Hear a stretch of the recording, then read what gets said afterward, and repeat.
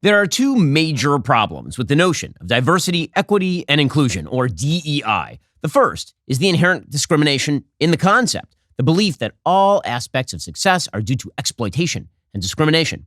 This means that when applied to groups, statistically underperforming groups are to be considered victimized, whether or not they are victims, and to be treated with special privileges. Those who are members of statistically overachieving groups, whether or not they are victimized, are to be treated as villains. The only possible exception to this hierarchy is white men, who are always to be treated as villains, whether their group is underperforming or overperforming in any given situation.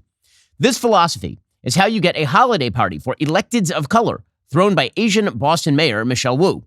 Apparently, this electeds of color party has been a thing for a decade in Boston. Here was Wu defending it. Members of the Boston City Council received an email invitation to what's called a gathering of electeds of color. Not all members of the council fit that description. I think we've had individual conversations with everyone so people understand that it was truly just an honest mistake that went out in typing the email field, and I look forward to celebrating with everyone at the holiday parties that we will have besides this one as well. So it is my intention that we can, again, be a city that lives our values and create space for all kinds of communities to come together. Living your values requires segregated parties. This is obviously discriminatory and wrong. If there were a white electeds-only party, of course that would be violative of federal discrimination law. But DEI insists that you cannot be wrong so long as you're a member of the victimhood hierarchy. So that's the first problem with DEI. It's racist. Then there is the second problem, not disconnected with the first: mediocrity.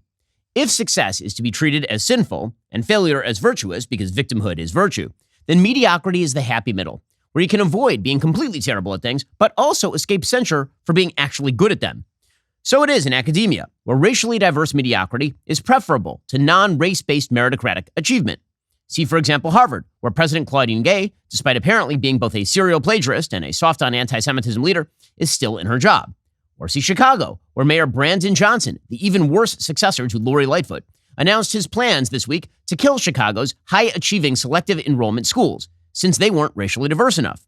Chicago Public Schools CEO Pedro Martinez has put forth a resolution seeking, quote, a transition away from privatization and admissions enrollment policies and approaches that further stratification and inequity in CPS and drive student enrollment away from neighborhood schools. Better that high-achieving students be trapped in the crappy local school than they be able to go to a better school. Mediocrity for everyone. And so it is at the White House, too, where equity prevails above all. Now, when the Biden White House promised that equity would be at the heart of all they do, they meant it, which presumably is why Dr. Jill Biden, the greatest of all mediocrities, but she's a doctor, guys, the most doctorish doctor who ever doctored, she invited the Dorrance dance company to perform a version of the Nutcracker ballet at the White House. Now, there's nothing wrong with the concept here. The Nutcracker, written by Tchaikovsky, is a famous Christmas-time piece of culture, and tap dance is a historically Black American art form with a long and storied Hollywood history. Many, if not most, of the greatest tap artists in history have been Black Americans, from the Nicholas Brothers to Bill Bojangles Robinson to Gregory Hines. In fact, here's some tape of what truly amazing tap looks like. This is the Nicholas Brothers from Stormy Weather in 1943.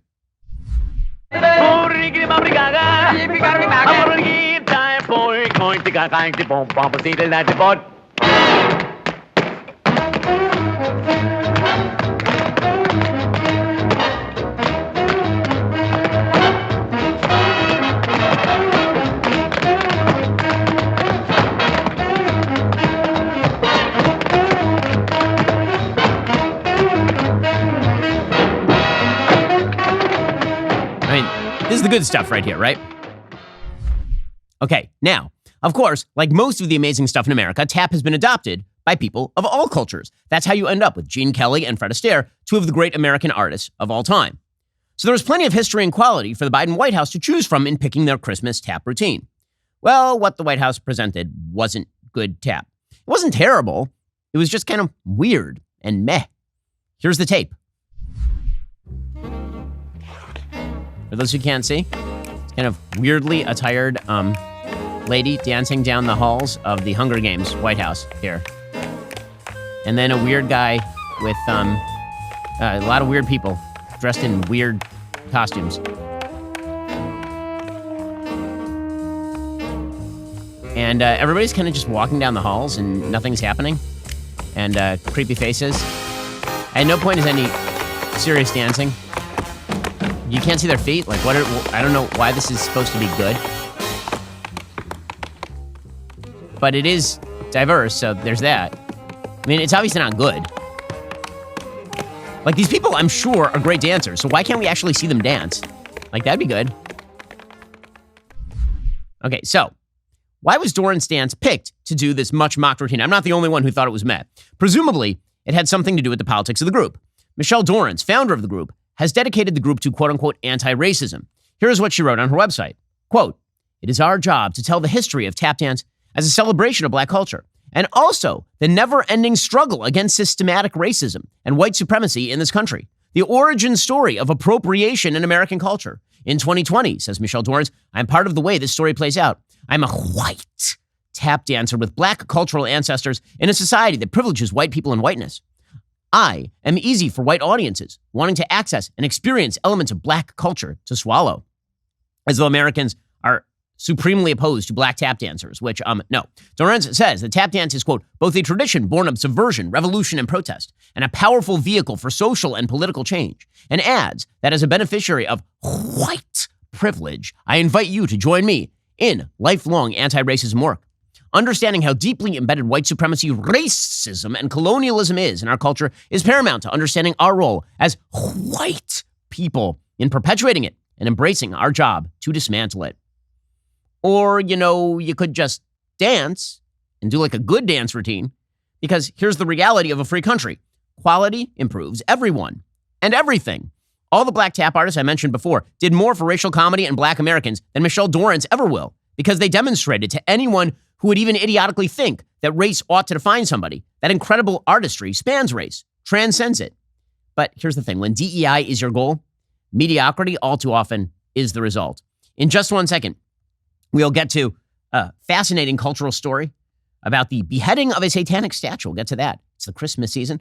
First, I've been talking about my Helix sleep mattress for years. You know all about this. I've had my Helix for years and years and years at this point. It's great. It was made just for me. I took that Helix sleep quiz, and I got the mattress that was perfect for my body type and sleep preferences, and you can do the same. I got the firm but breathable mattress, which is what I need. What kind of mattress will be great for you? You can find out. Helix Elite is their newest, most high-end collection. It harnesses years of extensive mattress expertise to offer a truly elevated sleep experience.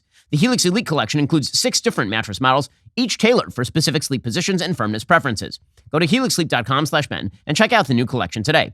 If you're nervous about buying a mattress online, you don't have to be. Helix has a sleep quiz that matches your body type and sleep preferences to the perfect mattress. Because why would you buy a mattress made for someone else?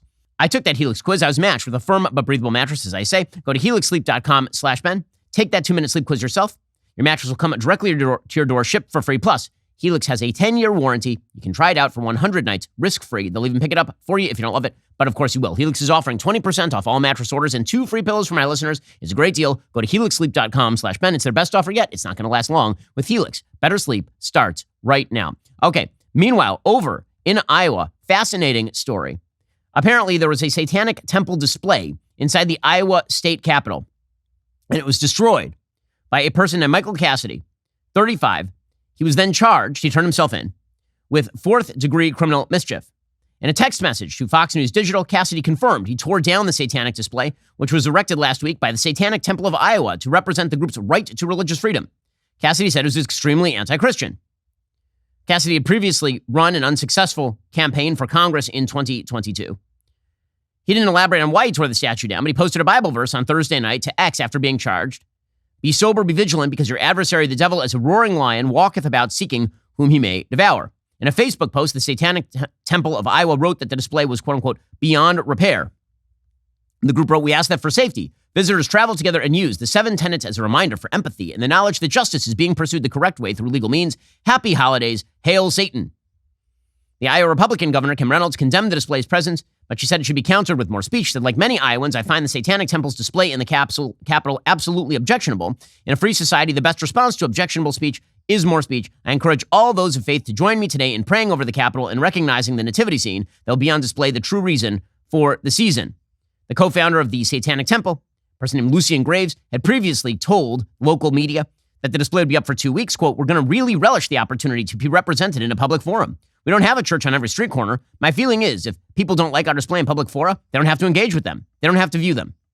Okay, so let's talk about this. First of all, for the guy who knocked the head off the statue, This actually is the way you do public protest, by the way, is if you are actually going to do this, you then accept the consequences for that thing, right? He knocked the head off the statue and then he turned himself into the police. Unlike all these morons you see who are blocking the freeway, who are then very, very upset that they're getting arrested. Like when it comes to civil disobedience, which is what this is, when you participate in civil disobedience, you then turn yourself in. Right? That is the way that it works. Okay, so there's that. Then there's the question of whether he did anything, quote unquote, morally wrong in knocking down the statue. Now, this is only mildly questionable. The answer is no. He didn't do anything morally wrong in knocking down the statue of a satanic group. I'm sorry, he didn't. On a moral level, you have no moral right to promote a non-religion that is specifically directed at hatred of Christians. That's exactly what this is. Now, you may have a legal right to do that, but that's not the same thing as a moral right to do it. These are two different types of right. We have all sorts of legal rights to do things that are immoral in American society. So we have to separate those two things off. Because very often when we're talking about rights, we tend to conflate them. We tend to think something is legal, therefore it's moral. Or it's moral, therefore it's legal. No, that's not the same thing. It is legal to use the N-word, for example. It is immoral to do so. You should not. Similarly, it is not immoral to knock down a satanic statue. It may be illegal to do so because the law is supposed to protect private property. Okay, but that raises the question as to why the law does that. So you see Kim Reynolds there say that this is protected speech, that putting up a satanic display at the state capitol, sponsored by the state, presumably, is some form of freedom of speech. And that really does require us to ask a specific question, a question that we have not asked in a long time in this country, which is, what is a legitimate religion? Not all religions are actually religions. Satanism is a perfect example of a non-religion. It is an ideology masquerading as a religion. And if you view the Satanic website, they openly say things like, we don't even believe there is a thing called Satan. It's not like we're actually worshiping a godlike being known as, we don't even believe in God. So what it really is just a political agenda pretending that it's a religious agenda. So to pretend that this is religious speech is obviously not true. In fact, if you go back to the founding, there's no way that the founding fathers, under the rubric of freedom of religion, would have included anyone who calls themselves a religion. In fact, the IRS does this all the time. There are certain cult-like groups that try to declare themselves a religion. The IRS will be like, no, you're not a religion. Don't believe you. Which means you don't have freedom of religion rights in the same way that, say, a nativity scene at a Capitol building would, or Hanukkah menorah at a Capitol building would. So again, legally speaking, this kind of bizarre libertarian notion that has been picked up on by a lot of Republicans, that it's just an aspect of freedom of religion to put up a satanic display at a state capitol, there's really not a lot of legal backing to support that idea. There's a good piece by a lawyer named Frank DeVito over at the American Conservative a few months back, in which he talks specifically about this. He is currently an attorney serving as counsel at the Napa Legal Institute, and he writes about this. He says there was an uproar last week when a school district in my neck of the woods approved an after-school Satan club. After proper chaos ensued, the school district did the right thing and reconsidered, deciding they should not approve a club for children sponsored by the Satanic Temple after all. American conservatives have been so shaped by libertarian arguments for absolute personal freedom, the point has come where they wonder whether Satanism is part of the tradition protected by the U.S. Constitution. Something must be done to take back this obvious ground. And he points out that there's very little case law on the specific issue of whether Satanism is a protected religion. What we do have is a little bit jumbled.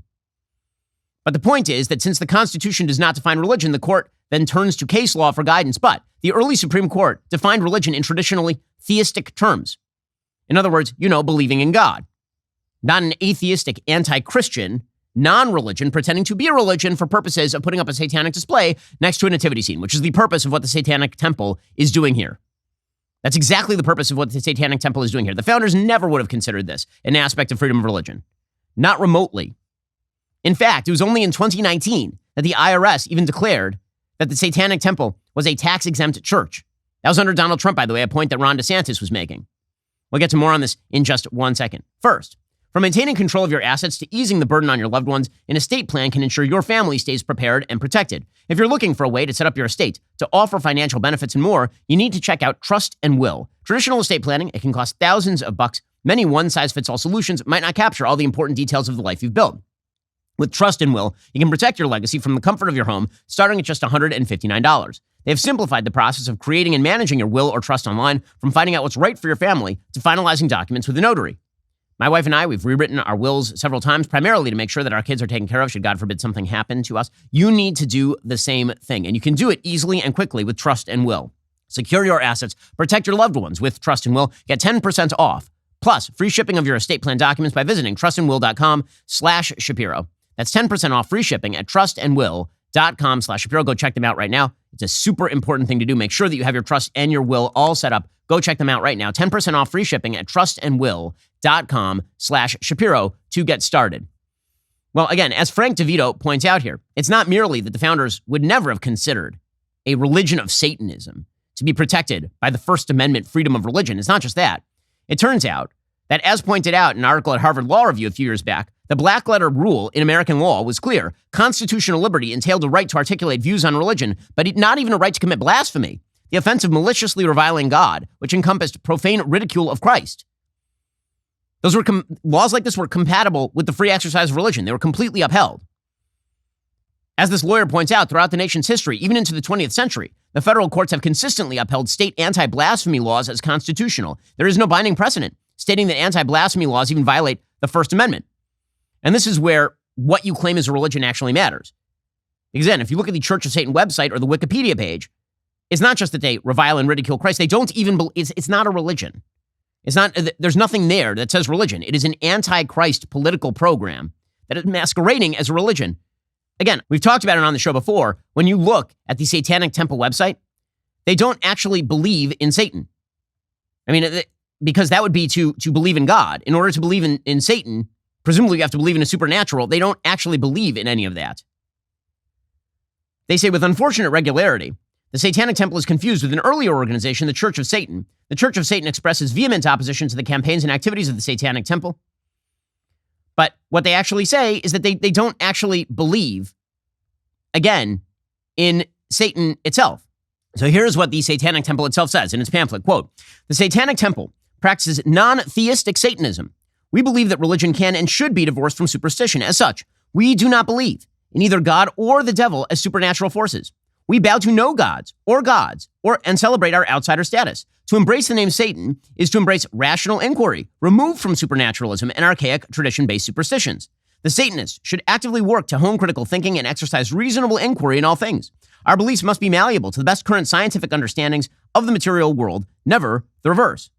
So what exactly is Satan to the Satanic Temple? Quote, "Satan is symbolic of the eternal rebel in opposition to arbitrary authority, forever defending personal sovereignty even in the face of insurmountable odds. Satan is an icon for the unbowed will of the relentless inquirer, the heretic who questions sacred laws and rejects all tyrannical impositions. This metaphorical construct provides us with a framework by which we live. He's a symbol of defiance. Satanism does not suggest a supernatural solution to the trials of existence. Rather, it serves as an affirmation of that which is demonstrably true. Ours is the historical Satan of Western literary traditions expressed in texts like John Milton's Paradise Lost." First of all, it's a complete misread of Paradise Lost. That's a super giant misread of Paradise Lost. John Milton does not like Satan. You have to be a moron to believe this, but it doesn't matter. The bottom line is, this is obviously not a church. It's not a religion. It's just a bunch of secularists who are like, oh, what if we just slap a symbol on top of this thing and then we put it up next to the nativity scene so that we can laugh at Jesus? That's what this is all about. And again, it wasn't until 2019 when the Satanic Temple was actually designated a church by the IRS. The group is now listed in an IRS database for tax-exempt organizations. So what exactly was this satanic statue beheading doing? Well, I mean, obviously, this wasn't like a historic piece of art. Okay? This wasn't like the Taliban blowing up some giant Buddhist statue from a millennium ago. It was like a statue they put together, and then they put it in the Iowa State Capitol in order to mock people. So the guy knocked it down, and now, presumably, he's going to be put on trial, and I assume that he will appeal on the basis of this. I assume he's going to appeal on the basis of this isn't actually a religion. So you can say that I owe them damages for property damage or something, and I'm willing to pay it, and I can raise the money to pay for it. But to pretend that this is actually a religious freedom display is to demean what it means to be religious, which is precisely the purpose of this thing. It's to demean what it, like they say, we want it up next to the nativity scene. Why? Why do they want it up next to the nativity scene? So for example, Jews, we do the Chanukiah, right? We have the menorah, the Hanukkah menorah. We've been displaying that since before Christianity was even around on planet Earth. And we would be displaying that whether or not Christians were displaying a nativity scene.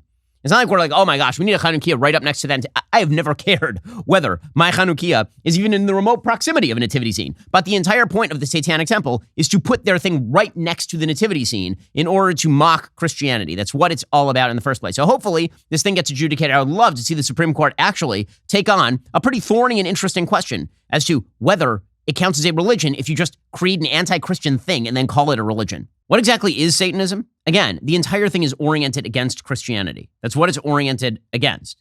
And they make this very clear. So Cosmopolitan, just like a month ago, put forth an Instagram post that is totally disgusting. I mean, vile. How does a satanic abortion ceremony even work, they ask. And it's a picture of a woman staring into a shard of glass that is a mirror. And here's what Cosmopolitan says. What's it like to have a satanic abortion? For Jessica, a 37-year-old mother of 3 who received abortion medication via Samuel Alito's mom's satanic clinic. Again, the whole purpose of Satanism is to simply insult religious people, and apparently Supreme Court justices. The experience was just very supportive. While she's not a Satanist, Jessica decided to incorporate a few ceremonial elements into her solo abortion experience. Why not, she thought. The overall messaging just clicked with her. Read more about it at the link in the bio. So here's what it says, quote, patients of all faiths are welcome at Samuel Alito's mom's satanic abortion clinic in New Mexico. Along with medical counsel, TST offers free ceremonial support to everyone. Abortion ceremonies are totally optional and customizable. Here's a simple one TST recommends. TST is the Satanic Temple, which is the same group that put up this satanic statue at the Iowa state capitol. So this entire post, every single one of these posts from Instagram has an inverted cross at the top. It's a cross that's upside down. And the entire purpose here is to mock Christianity. The entire purpose. That's not a religion. That's just mockery of Christianity. Now, you can say it's free speech. That is not freedom of religion. That is not the same thing. Those are two different things. Freedom of practice of religion would require that the state capitol include different religions in the state capitol according to current Supreme Court law. But this is not a religion. It is just mockery. So, inverted cross. And it says, first, find a quiet space. Bring a mirror if you can. Just before taking the medication, gaze at your reflection and focus on your personhood. Home in on your intent, your responsibility to you. First of all, you should hone in on things. But second of all, your responsibility, you are God, you're goddess in this scenario, according to the Satanic Church. Right? Focus on your, not the personhood of the baby growing inside you who you're killing. Focus on your own personhood because you're the only person who matters. Next slide, inverted cross. Take a few deep, relaxing breaths. When you're ready, read the following tenet aloud.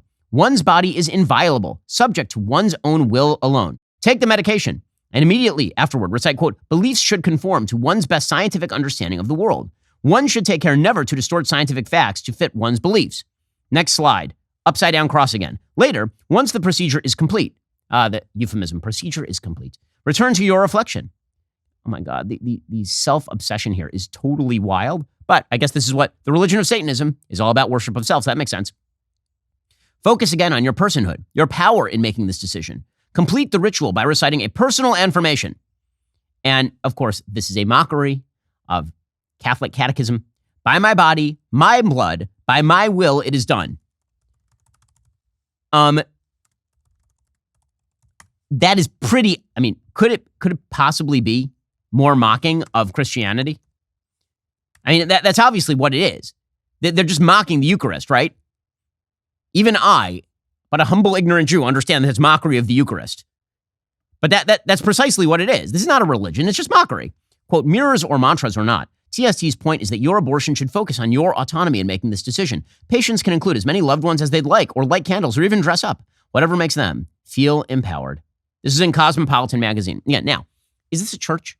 Is this even remotely resembling a church? Of course not. It has nothing to do with church. Zero. Zip. Zilch. Nada. All it is a bunch of secular left-wing anti-Christian propaganda crammed into a fake, phony religion. And then you pretend it's a religion so that you can stick your garbage statue up next to a nativity scene. It's obvious that Christianity is a religion and Satanism is not. And the founding fathers would have felt the same way. And the fact that so many people have gone so libertarian that they've given up their brain space for this stuff is ridiculous. Not all things that claim to be religions are, in fact, religions. Not all behaviors are forms of speech. There's a strong case to be made that burning a flag is not a form of speech. If you want to say things, you can say them. That's called speech. Burning things is conduct. But again, failures to make any of these distinctions, all of that has led to this kind of mushy libertarianism in which we're all supposed to pretend that immorality is somehow morality. It's led to the conflation also between a legal right, as I said at the very beginning, and a moral right. Those are not the same thing, not the same thing whatsoever. Okay, in just 1 second, we'll get to the latest on Israel, where it turns out that terrorists, they really like killing people who are not actually just in Israel. First, the holidays are hard enough. Make things easier than ever with Stamps.com. Stamps.com has been helping businesses like yours save time and money during the holiday rush for 25 years, with easy access to USPS and UPS services and premium rates for all your postage needs.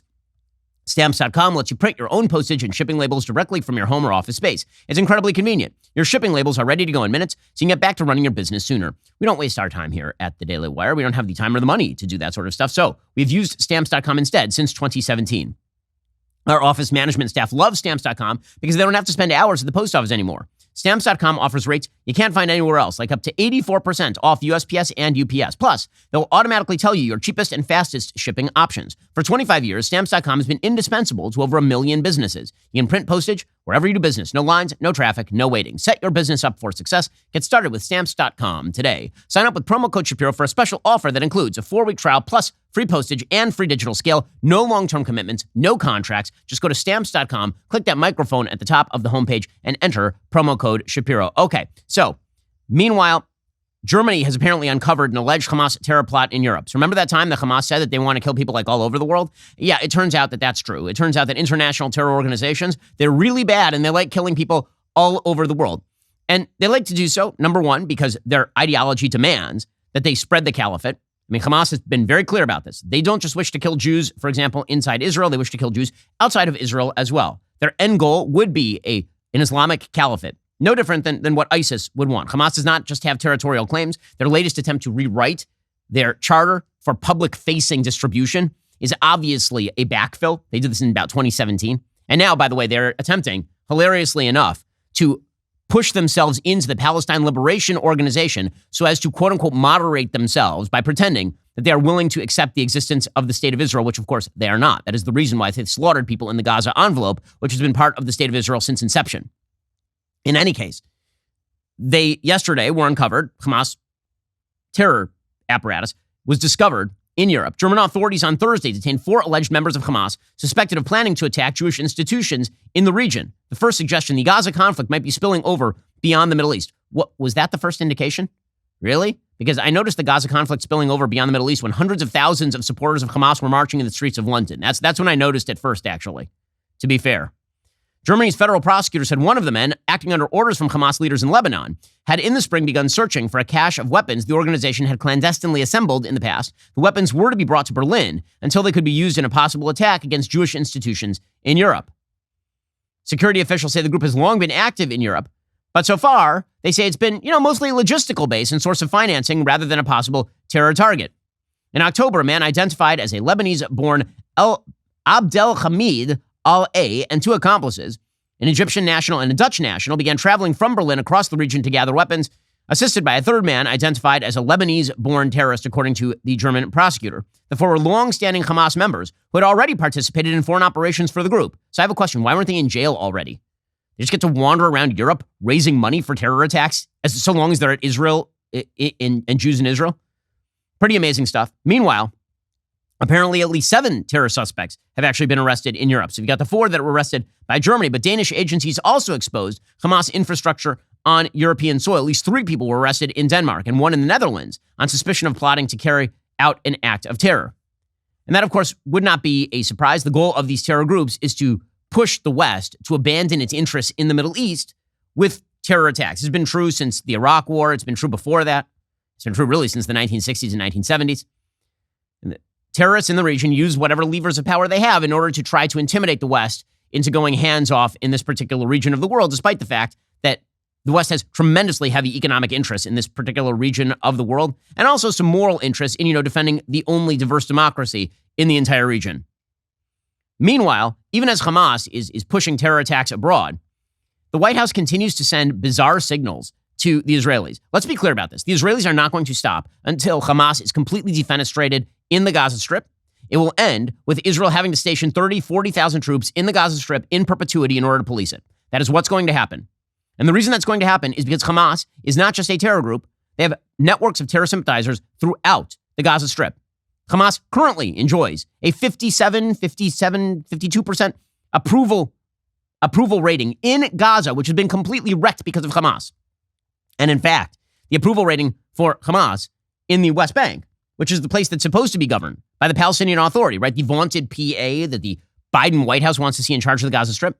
No one likes the PA in the West Bank. In fact, Palestinians in the West Bank are highly supportive of Hamas to the tune of 80+% by every available poll. So this notion that Israel is somehow going to acquiesce to a quote-unquote two-state solution with the very people who perpetrated October 7th and their sympathizers, that's insane. And what's even more insane is the idea that Israel is going to hurry up in order to slow down. So Israel is currently hurrying up operations in an attempt to comply with White House diktats, which means more Israeli soldiers are getting killed. The number of Israeli soldiers who are getting killed day on day is rising, specifically because the White House is telling the Israelis to hurry up. That's why Israel's having to rush its operations as opposed to going slower. And meanwhile, the stuff they could be doing to minimize their own deaths, they have not been doing because, again, they don't want the bad headlines coming out of the Gaza Strip. So instead, they are sending their own men and women into harm's way, going house by house and tunnel by tunnel, as opposed to using their complete air superiority in areas that already should have been clear of civilians 2 months ago. Nonetheless, Jake Sullivan apparently told Israel that their war needs to, quote, transition to the next lower intensity phase in a matter of weeks, not months. Well, I'm sure if he has a plan, Israel's willing to hear it. If he's got a magic laser up in the sky, maybe he could lend it to the Jews. Like this kind of stupidity about war, where you got Jake Sullivan dictating military timetables in the middle of an operation, is totally crazy. It's so stupid. And by the way, it's dumb when American politicians do it to our own military.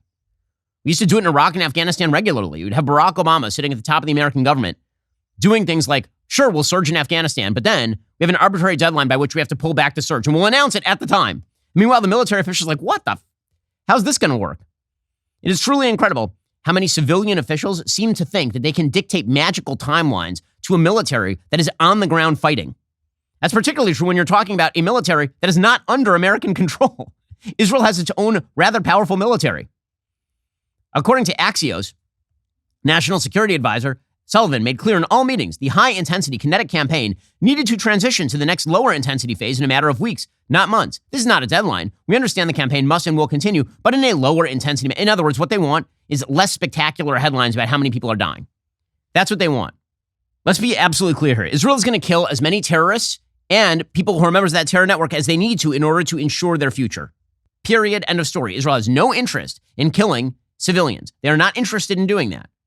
Hamas is hiding behind, in fact, not only is Hamas hiding behind civilians, just to show what Hamas is, Hamas apparently is literally taking dolls, like baby dolls, and they are connecting them to tape recorders with recorded cries of children and then connecting those to IEDs. So when Israeli soldiers go to try and save the doll, they blow up. This is something that Hamas is doing literally right now. Kirby says it has to take as long. Meanwhile, John Kirby, over the National Security Advisory, he said that Sullivan asked hard questions about what the next phase is going to look like. And he said it has to take as long as they feel it needs in order to eliminate this threat. We all want this to be over as soon as possible. The last thing we want to do is telegraph to Hamas what they're going to face in the next weeks and months. Well, that is again, Kirby has been way better on this than Jake Sullivan, an Obama holdover with tremendously stupid ideas about how the Middle East actually works. Meanwhile, Israel is going to have to move up north. Everybody knows they're going to have to move up north. They're going to have to take on Hezbollah in the north because Hezbollah, again, has 200,000 rockets pointed not only at the north of Israel, but all over Israel. Israel has already moved 30,000 citizens off the border. They've been out of their homes for full-on 2 months at this point. What is truly amazing is to see the propagandists at work against Israel with regard to the so-called two-state solution. So let's be clear about this. I mean, it's truly amazing. There are people who very often, I think, do fine on cable TV, do a decent job on cable TV, and they will say things like, I wish Israel would end the blockade and occupation of Gaza. Israel ended the occupation of Gaza in 2005. The only reason they left a blockade in place is because Hamas took over. And if they had not had a blockade, Hamas would have been shipping in nothing but weaponry from Turkey. Israel tried the whole two-state solution thing by basically handing over the Gaza Strip to a terror group, and they got October 7th. And rocket attacks every 5 minutes. There are people in Israel who have to live underground for like weeks at a time because of the rocket attacks. Meanwhile, in the West Bank, Israel tried for 30 years to hand over the West Bank to the Palestinian Authority. They had peace deals that were rejected in 94, 2000, 2001, 2008. All of those peace deals walked away from by the Palestinian Authority. And meanwhile, you have people who keep mouthing these platitudes about the two-state solution. With whom? With whom? So yesterday, the Israeli ambassador to the UK, Tzipi Hotovely, she was asked by a reporter about the two-state solution. She's like, no, By the way, approval for a quote-unquote two-state solution now among Israelis, 7%. Why do you think that is? Why do you think that is? Israelis have been desperately attempting to hand control over Palestinian Arab areas to Palestinian Arab leadership for decades at this point, and no one will take them. No one. The Jordanians won't take them. The Egyptians won't take them. Palestinian leadership won't take them because they would prefer to continue to promote the idea that they are going to destroy Tel Aviv and take it. So who exactly? I'm consistently amazed by the idea that the media know what the F they're talking about. They don't. They say things like two-state solution as though it's self-manifesting. Like if you say it enough times, Beetlejuice appears. If you just say two-state solution often enough, a moderate Arab leader, Anwar al-Sadat, appears and magically makes peace. Or alternatively, the Palestinians are extremely pro-terror by every available poll. The networks of terror run incredibly deep. The educational system in both the West Bank and the Gaza Strip promotes the murder of Jews and does since the time that Palestinian youngsters are incredibly young.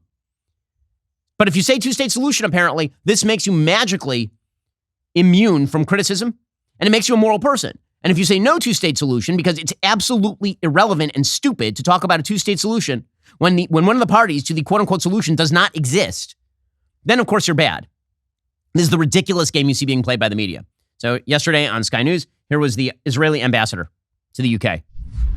Is there still a chance for a two-state solution? I think it's about time for the world to realize the Oslo paradigm failed on the 7th of October, and we need to build a new one. And in order to build a new one... Does that new one include the Palestinians living in a state of their own? Is that what it includes? I think the biggest question is what type of Palestinians are on the other side. This is what Israel realized on the 7th of October. Though? The answer is absolutely no, and I'll tell you why. Well, then because how can there be peace? The reason there is no peace Israel is because the Palestinians... without offering a state to Palestine, how can there be peace in Israel? Israel knows today, and the world should know now, the reason the Oslo Accords failed is because the Palestinians never wanted to have a state next to Israel. They want to have a state from the river to the sea. So the two-state solution is dead?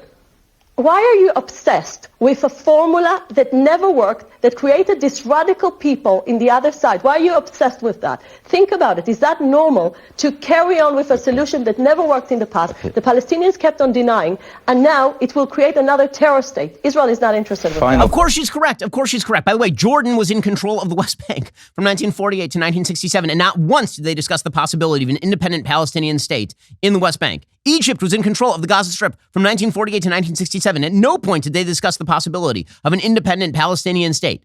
Why? Why is it there was no call for the Arabs to do it? Why? And the answer is because everyone knew it would be a terror state immediately. Everyone knew this.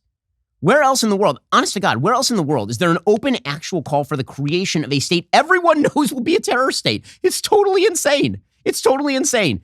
October 7th happens. 1,200 Jews are slaughtered. Another 240 are taken prisoner, captive into the Gaza Strip. And the world is like, what sort of concessions can you offer? What the? This is like, honest to God, it's like saying after 9/11 to the United States, shouldn't you help set up an al-Qaeda state in Afghanistan?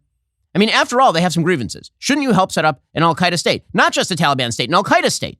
Like specifically for those people. Shouldn't you do that? What sort of concessions can you offer them? Only Israel has demanded this sort of nonsense. The two-state solution was idiocy from the time it was initiated by Oslo. It was stupidity. It was put forth by people like Shimon Peres, who was completely delusional about the way the world actually works. He was actually a believer at the time that borders would disappear in the Middle East. He was a believer in the idea that there would be a giant confederation of Jews and Arabs in the Middle East that would be completely peaceful because economics would overtake everything else. Yeah, that worked. That was great. Again, mouthing delusional notion about how the world works does not manifest the delusional notions. It just gets people killed. That's what Israel found out between Oslo and October 7th, and now they're done with that, and they should be done with that, and people will continue to say dumb crap like two-state solution without any leadership on the other. Israel would give the West Bank to Jordan today, and then it would be up to Jordan to create a Palestinian state. You think Jordan would do it? Jordan won't even take it. Jordan won't take it. Israel has offered the Gaza Strip to the Egyptians over and over. The Egyptians will not take it. Now, just think about that for a second. Think about how crazy that is. The Egyptians could take it, and then they could set up a Palestinian state. They don't want it because they would not allow a Palestinian state to be set up there. They would be presumably engaging in exactly the same activities that Israel is engaging in right now. In fact, there's a reason why Egypt won't allow anybody from the Gaza Strip through their border. It's not because they want the historic land claims of the Palestinians in the Gaza Strip to be maintained. Israel doesn't even care whether Palestinians live there. There's no actual Jewish claim to the Gaza Strip in any serious measure. If you go back to biblical times, the Gaza Strip was never considered a part of biblical Israel even. There's never been a massive settling movement, for example, in the Gaza Strip. There was some in the north of the Gaza Strip, and that was about it. Like Gush Katif, that's it. The Gush Katif region, there were some people living there, but it was never as though the Gaza Strip was ever considered like this very fundamental part of the biblical land of Israel. Okay, but the bottom line is Israel evacuated it. Okay, if Israel handed it over to Egypt and Egypt wanted to create a Palestinian state, you know what happened? Nothing. The reason the Egyptians won't let the Palestinians into the Sinai Desert is not because they are deeply worried about Palestinian rights in Jabalia. It's because they are worried about Palestinian people who are radicalized inside their own borders. They don't want them. All right, in just 1 second, we'll get to the latest from campus, where, again, anti-Semitism continues to be a major issue. First, for most homeowners, window replacement isn't something they've done before. For many others, it isn't something they want to do, but rather something they have to do. If your windows are cracking or warping, or your house is too hot or too cold, you need to call Renewal by Andersen. Have you put off replacing the windows in your home because it's too expensive? I have good news. You can get a free in-home window consultation and a free quote from Renewal by Andersen. Renewal by Andersen's signature service is committed to giving you the best customer service experience possible, supported by the best people in the industry. Right now, Renewal by Andersen is offering a free in-home or virtual consultation on durable quality, affordable windows or patio doors for $0 down, 0 payments, 0 interest for 1 year. Text Shapiro to 200-300 for your free consultation. Save $375 off every window and $750 off every door. These savings aren't going to last long. Be sure to check it out. Text Shapiro to 200-300. That's Shapiro to 200-300. Texting privacy policy and terms and conditions posted at textplan.us. Texting enrolls for recurring automated text marketing messages. Message and data rates may apply. Reply stop to opt out. Go to windowappointmentnow.com for full offer details. Also, the Daily Wire is excited to announce the search for our newest position, head of studios at the Daily Wire. It's like a big job. This role offers an incredible opportunity to shape the future of our company's rapidly growing entertainment division. At the Daily Wire, we create unforgettable content for our audiences through film, TV, podcast, merchandise, and more. You can be a part of it.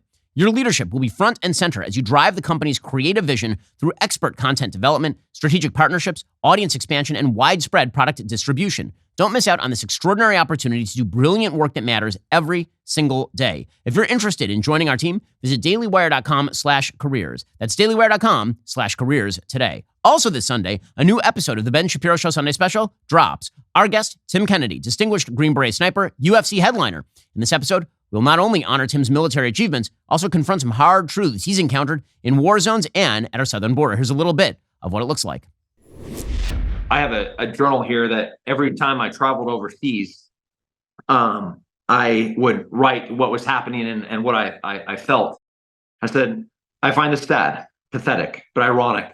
Not only a few nights ago did we track down and kill a man as he ran home trying to avoid us, maybe to survive, maybe just to live another day.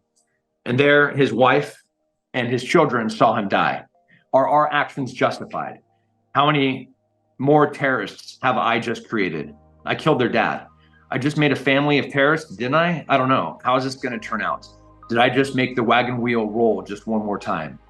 On our very first mission, we shot this man running back into his home. I don't know what to do. I don't know if this is right. I don't know where morality is in war.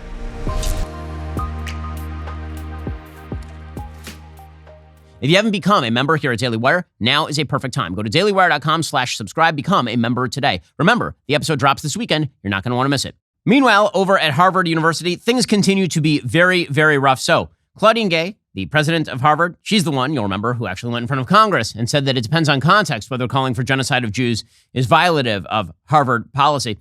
Well, she actually attended a menorah lighting in an attempt to cover for her own idiocy and anti-Semitic fellow traveling.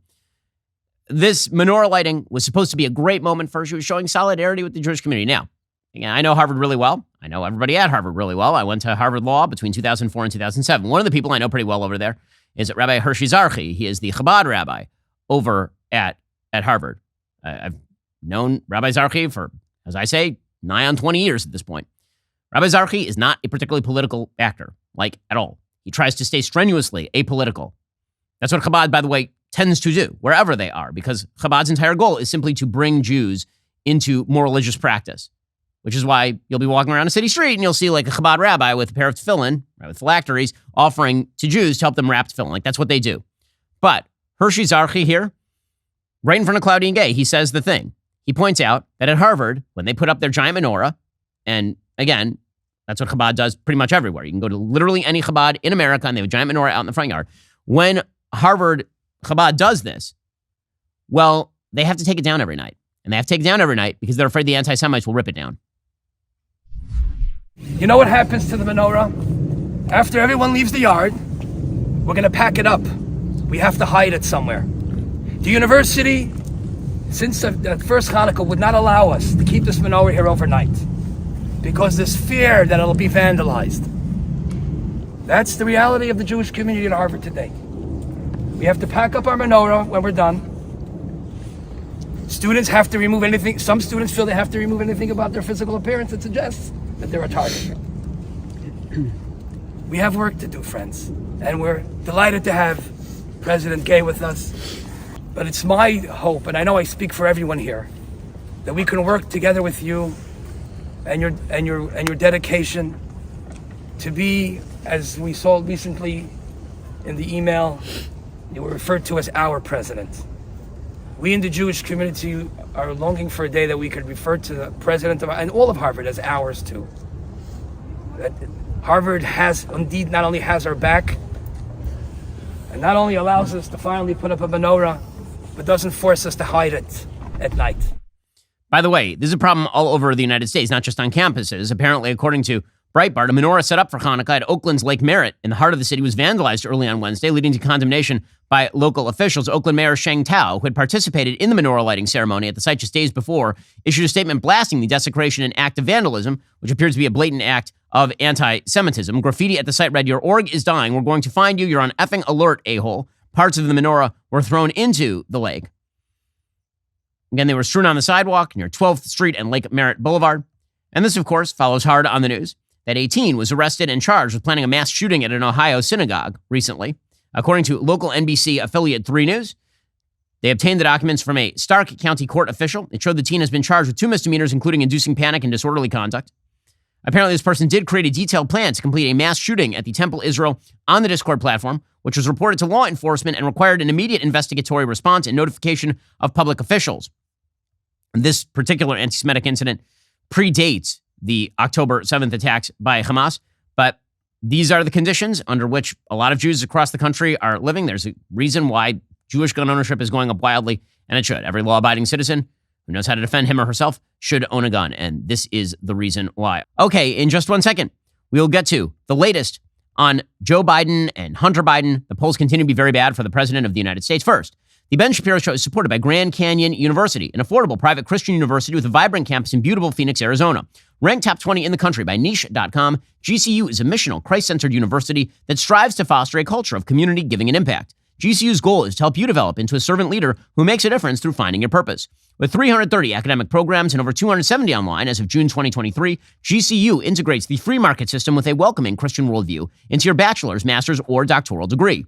You'll have support from your own university counselor who takes a personalized approach to helping you achieve your goals. Find your purpose at Grand Canyon University. Private, Christian, affordable. Visit gcu.edu today. Meanwhile, the polls are showing that Joe Biden continues to trail in every single battleground.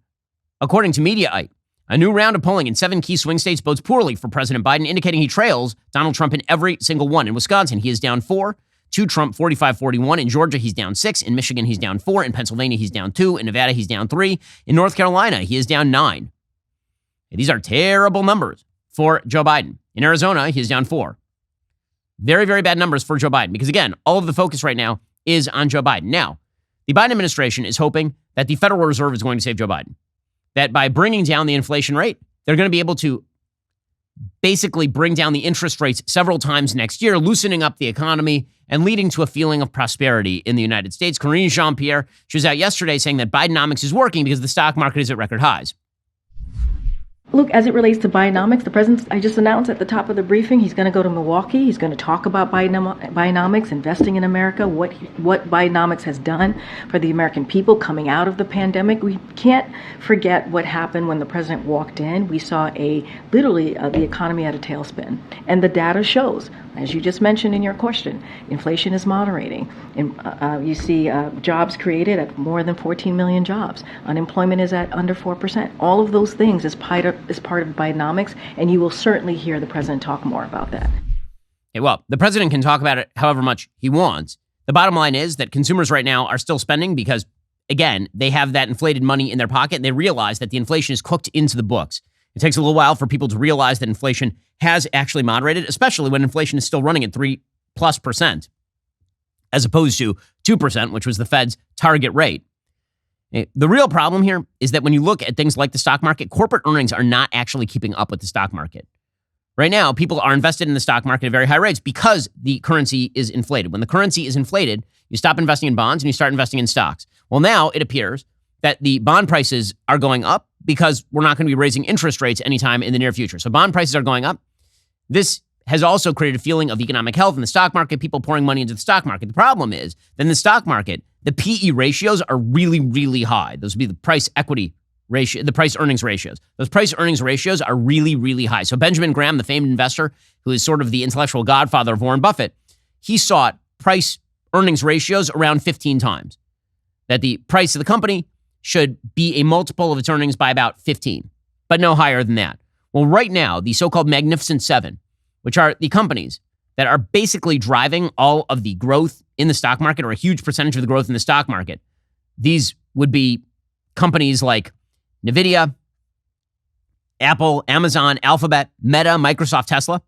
Those companies are up around 70% year to date. If you took them out of the S&P 500, the index would be up around 6%, as opposed to the eye-popping gains that you are seeing in the broader stock market indices. The S&P 500 is up more than 21% so far this year. If you took out those 7 companies, it's up 6%. And the PE ratios on those companies is 50. That's not sustainable in the long run. PE ratios of 50, that is betting very heavily those companies are going to be able to ramp up their earnings, obviously. If they're not able to ramp up those earnings, then the pricing mechanism is way out of whack. So the suggestion would be, theoretically, that when the inflation stops, that the stock market will continue, it'll hold stable. The money will be worth more. People will essentially hold stable their stocks. They're not going to divest, because why would you take your money out of a stock market that's done pretty well? But stocks are overpriced. This is the reason why Warren Buffett is selling stocks right now. And again, inflation has not totally been conquered, but the real problem here is going to be economic stagnation. I've been talking about gross output as a statistic for quite a while here. Gross output doesn't just measure spending at the last layer of the economy, which includes an enormous amount of government spending. It includes business startup investment. And that's down. The first couple quarters of 2023, it's been down 9%. Gross output. We haven't seen a Q3 stat yet on that. I can't imagine it's going to be very strong. Business starts. I mean, if you are in business, you feel it also right now. If you're in business, this is not a boom time. Nobody really thinks this is a boom time outside of a few core companies. Meanwhile, as Joe Biden continues to fade in the polls, the really bad news for the Biden administration is that Kamala Harris is still the backup. Here she was spewing word salad yesterday. We all watched the television coverage of just yesterday. That's on top of everything else that we know and don't know yet, based on what we've just been able to see. And because we've seen it or not doesn't mean it hasn't happened. But just limited to what we have seen. I don't even know what that means. Does she speak English? I do not know. So both the president doesn't speak English because he's no longer functional. The vice president doesn't speak English because was she ever I don't even know. I don't even know what's going on with Kamala Harris. Oh boy. Alrighty, coming up, we'll jump into the continued questions over whether a deal will be reached on Ukraine, Israel, Taiwan, and border funding. You're not going to want to miss it. If you're not a member, become a member. Use code Shapiro. Check out for 2 months free on all annual plans. Click that link in the description and join us.